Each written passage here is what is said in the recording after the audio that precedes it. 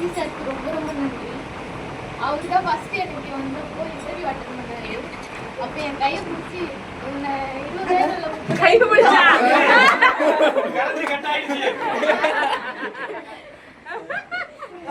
கையை பிடிச்சி தைரியமா இருந்துச்சு. சும்மா ஒரு ஃபன் பண்ணலான்னு பார்த்தா ஆளை காணுமா? ஓகே.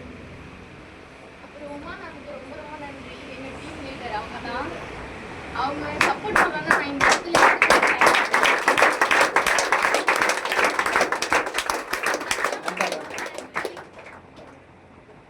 என்னை இன்வைட் பண்ண ஜெயந்திக்கு ரொம்ப நன்றி.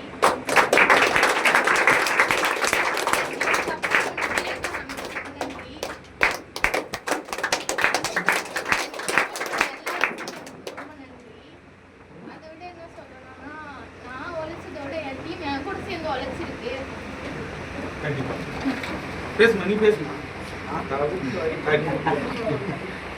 அப்புறம் நான் எங்கிருந்து வரேன்னா, நான் கோலம்லேருந்து வரேன். என் பேர் வித்யா. எனக்கு 20 வயசு தான் ஆகுது. காலேஜ் படிச்சுட்டு ஃபர்ஸ்ட் இயர். எனக்கு கல்யாணமும் ஆயிடுச்சு. லவ் மேரேஜ் தான் ஆச்சு. நானும் எங்கள் ஹஸ்பண்ட் மட்டும் தான் இருக்கோம் இல்லை. அப்புறம் அவங்க என்னன்னா, அவங்க ஒர்க் பண்ணுறாங்க. அவங்க மட்டும் ஒர்க் பண்ணால் குடும்பத்தை நடத்த முடியுமா? முடியாது இல்லை. நானும் கூட ஒர்க் பண்ண தானே நடத்த முடியும். அந்த எண்ணத்தோட தான் இங்கே வந்தேன். ஃபர்ஸ்ட் வரும்போது எனக்கு சுத்தமாக நம்பிக்கை இல்லை. நம்பிக்கை இல்லை. அப்படின்றப்போ நான் என்ன பண்ணேன்னா யோசித்தேன். என் கூட இன்னொரு பொண்ணு வந்தாங்க, என் ஃப்ரெண்டு. அவங்க வந்தப்ப நானும் அவங்களும் தான் இன்டர்வியூ அட்டன் பண்ணோம். அவங்க வந்து எங்களை டேம் இன்வைட் பண்ணப்ப அவங்க வந்து ஃபஸ்ட்டு பாதியிலே விட்டு போயிட்டாங்க. என்னையும் கூப்பிட்டாங்க. நான் போக மனசு இல்லை. அவங்க மூஞ்சி உடனே மாறிச்சு. ஜெயிச்சு நான் மூஞ்சி அவங்களுக்காக தான் நான் இந்த இடத்துல நின்று சாதிச்சு காட்டணும்னு நின்றேன்.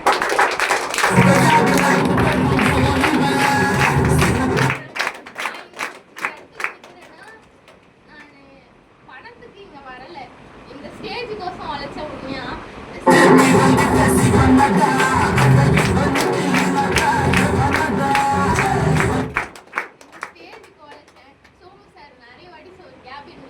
சார் என்னால் பண்ண முடியும், நான் பண்ணுறேன் சார். இதுமாரி நிறைய வாட்டி சொல்லியிருக்காரு, உன்னால் முடிஞ்சது பண்ணுமா அப்படின்னு சொல்லியிருக்காரு. ஆனால் நான் என்னால் முடிஞ்ச வரைக்கும் பண்ணுவேன் சார், நான் விட மாட்டேன். போன வாரம் 5 நாளுமே நான் சார் கேபினுக்கு போயிருக்கேன். ஆனால் லாஸ்ட் 2 நாள் தான் எனக்கு டைம் இருக்குது, சாட்டர்டே சண்டே. ஆனால் நான் அதையும் ட்ரை பண்ணி முடிச்சுட்டேன். எப்படியோ பிளாட்டினம் மீட்டரும் அடிச்சுட்டேன்.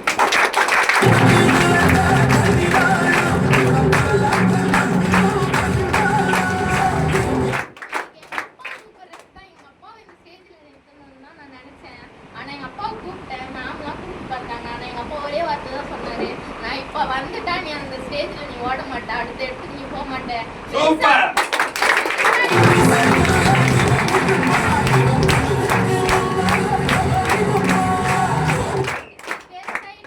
என்கிட்ட சொல்லி நான் அப்பா வந்து கை பிடிச்சி நாங்க நின்று பேசுறேன் அப்படின்னு சொல்லிட்டாரு.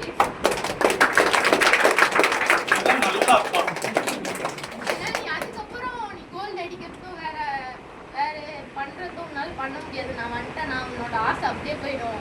நான் வராத இருக்கோதான் நீ இவ்வளோ பண்ணேன். நான் வந்தது 2 வாரம் தான் வந்திருக்கேன். அதுலயும் 4 நாள் ஆஃபீஸ் வரல. ஆனால் 4 நாள்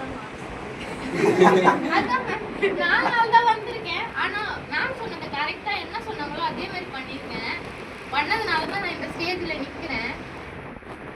அந்த 2 நாளில் நான் என்ட்ரி எடுத்ததுன்னா நைட்டு காட்டி வண்டிட்டு இருக்குன்னா நைட்டு 12 மணி ஆயிடுச்சு. மேம் என்னால் திட்டு வாங்கினாங்கன்னு எனக்கு தெரியும். சாரி மேம், இந்த ஸ்டேஜில் உங்களுக்கு சாரி சொல்லணும். எனக்காக திட்டு வாங்கினாங்க. நான் மட்டும் முடிச்சுன்னு அன்னைக்கு என் டீமே முடிச்சுன்னு இருந்துச்சு.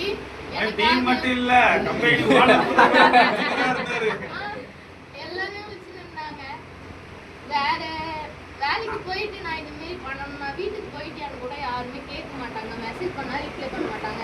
ஆனா நீ போய் இன்ஃபார்ம் பண்ணி தான் ஆகணும் அப்படின்னு சொல்றாங்க. அதை விட யாருக்கு தேங்க்ஸ் சொன்னா எங்க ஹஸ்பண்டுக்கு ரொம்ப தேங்க்ஸ் பண்ணணும். ஏன்னா இவ்வளவு தூரம் என்னை நம்பி அனுப்புறாரு அப்படின்னா என் ஃப்ரெண்ட்ஸ் என் கூட வராங்கன்னு தான். என் ஃப்ரெண்டு தான் என் ஜெயந்தி. அவங்க வரும்போதுதான் நான் வரேன்.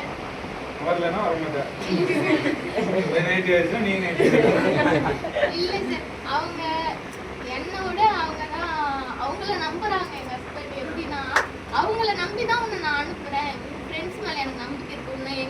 வர மாட்டாங்க. அவங்க உங்க கையை பிடிச்சாங்கன்னா அவங்க உங்க வீட்டுல வந்து தான் விடுவாங்க அப்படின்னு நம்புறாங்க.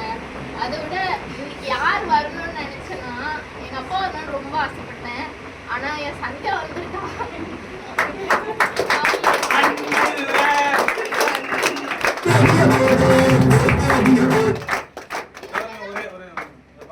சாதனா பக்கத்துல இருந்து கீர்த்தனா உன் புருஷன் என்ன சொல்லுவாரா? இல்ல அங்க கான்வர்சேஷன் போது உன் புருஷன் என்ன சொல்ல பாரு, ஃப்ரெண்டுன்னா எனக்கு பாரு, கண்ணாடியே பேசிக்கிறாரு. ஃபீவர் இருந்துச்சு, அவங்க வீட்டுல விடவே இல்லை. ஆனா என்ன சொன்னாங்க, வித்யா நீ ஸ்டேஜ் ஏறான், நான் அந்த இடத்துல இருக்கணும், அவளுக்கு நான் மாலை போடணும்ட்டு இங்க வந்தாங்க. அதுக்கே பெரிய கிளாப் தட்டணும்.